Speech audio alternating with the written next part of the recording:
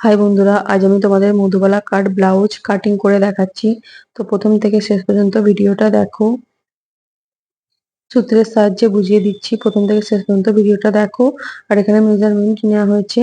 এরপর দেখো, প্রথমে একটা পেপার নিয়ে নিয়েছি। পেপারে আমি প্রথমে ঝুল নিয়ে নিলাম। ঝুল নিয়েছি 15 ঝুল আছে। আমি এক্সট্রা 1 ইঞ্চি নিয়ে নিয়েছি, 16 নিয়ে নিয়েছি ঝুল। এরপর আমি 5.5 ইঞ্চি ফুট নিয়ে নিলাম। যেহেতু পিছনের গলার ডিপ আছে, 5.5 ফুট নিয়েছি। এরপর আমি আর্মহোলটা 6 নামিয়েছি। এরপর আমি এখানে চেস্ট নিয়ে নেব। চেস্ট যা থাকবে 4 দিয়ে ডিভাইড করব, করে 2 ইঞ্চি এক্সট্রা নেব। চেস্ট আছে 38, 4 দিয়ে ডিভাইড করে 9.5 নিয়ে 2 ইঞ্চি এক্সট্রা নিলাম। এরপর আমি কোমরটা নিয়ে নেব। কোমর আছে 32, 32কে 4 দিয়ে ডিভাইড করব, 8 নেব, নিয়ে 2 ইঞ্চি এক্সট্রা নেব। এরপর সোজা একটা লাইন টেনে মিলিয়ে দেব। এরপর আমি বগলের শেপটা দেব। বগলের শেপটা আমি 1 ইঞ্চিতে দিয়ে দিলাম। পরে আবার আমি বগলের শেপ দেব 1/2 ইঞ্চিতে। এরপর আমি গলার চওড়াটা 3 ইঞ্চি নিয়েছি আর ডিপটা নিয়েছি 8 ইঞ্চি। সামনের ডিপ আছে 8 ইঞ্চি। তো আমি 8 ইঞ্চি নিয়ে চওড়াটা নিচের দিকে আমি 3.5 নিয়েছি। আর উপর দিকে আমি 3 ইঞ্চি নিয়েছি। ভালো করে এটা খেয়াল রাখবে। উপর দিকে 3 নিয়েছি আর নিচের দিকে 3.5 নিয়েছি গলার চওড়া, আর ডিপটা 8 নিয়েছি। এরপর আমি বেল্টের জন্য 13 ইঞ্চিতে একটা দাগ দিলাম। তো ছোট সাইজ হলে 12 ইঞ্চিতে দেবে দাগ। তো আমি এটা 13 ইঞ্চিতে দাগ দিয়ে একটা সোজা লাইন টেনে নিলাম বেল্টের জন্য। আর এখানটা 1/2 ইঞ্চি উপর দিকে তুলে দিলাম, উপর দিকে শেপ দিয়ে দিলাম 1/2 ইঞ্চি। এরপর আমি বেস্ট পয়েন্ট নেব। বেস্ট পয়েন্ট 10 আছে, 10.5 দাগ দেব।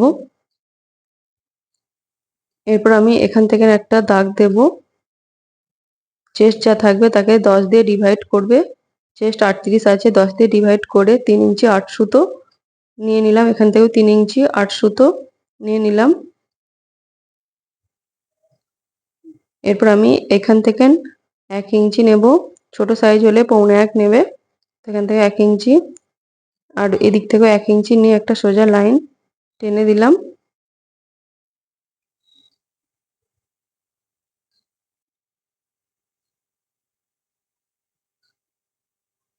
এরপর দেখো, আমি এই দিক থেকেও 3 ইঞ্চি 8 সুতো নিলাম।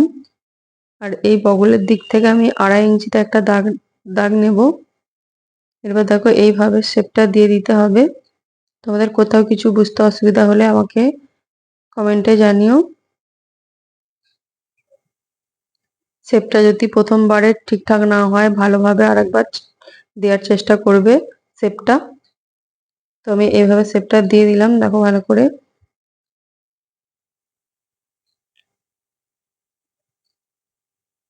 এইভাবে সুন্দর করে শেপটা দিয়ে দিতে হবে। তো এটা আমাদের ফ্রন্ট পার্ট হলো। দেখো নিচের এইখানটা আমি 2 ইঞ্চি নিয়েছিলাম এক এক করে। তো আমি এই সাইডটাও নিচের দিকে 2 ইঞ্চি নিয়ে একটা কোনাকুনি করে লাইন টেনে দিলাম। এরপর আমি ব্যাক পার্টটা কাটছি। ব্যাক পার্ট আমি 5.5 ফুট নিলাম। ঝুল আছে 15, 15.5 ঝুল নিয়েছি। এরপর আমি আর্মহোল 6 নিয়ে নিয়েছি।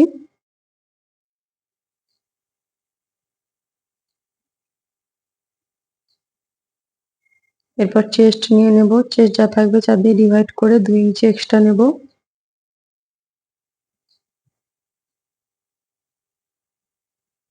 এখানটা 1 ইঞ্চি শেপ দিলাম।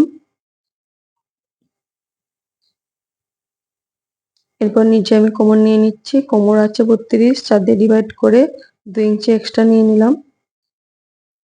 একটা সোজা লাইন টেনে দিলাম। এরপর আমি গলার ডিপটা কাটবো। প্রথমে গলার চওড়াটা 3 ইঞ্চি নেব।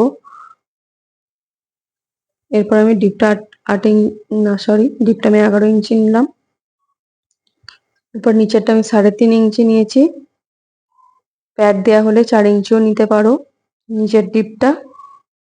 এরপর আমি একটা ঘট শেপ দেব। তো এইভাবে ঘট শেপ দিয়ে দেবে। যদি প্যাড দেওয়া হয় তাহলে একটু বাইরের দিক দিয়ে শেপটা দিতে পারো প্যাড দেওয়া হলে।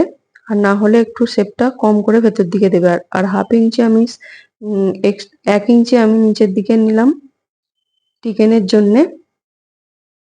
1 ইঞ্চি টিকেনের জন্য আমি আরো এক্সট্রা নিচের দিকে নিলাম কোমরে।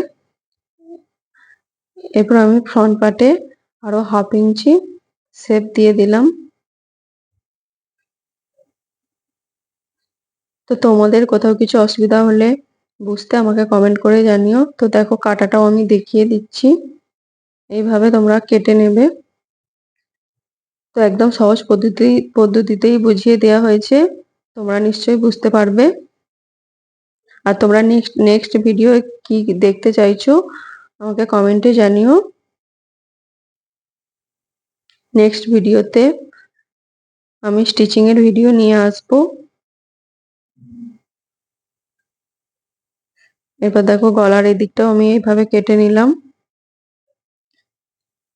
এবারে এই জায়গাটা কাটবো না, এই জায়গাটা একটু টিক দিয়ে রাখলাম, কাট দিয়ে রাখলাম। এটা আমি কাপড়ে কেটে নেব। এখানটা একটু ভাঁজ দিয়ে কাপড়ে তোমরা কেটে নিতে পারো।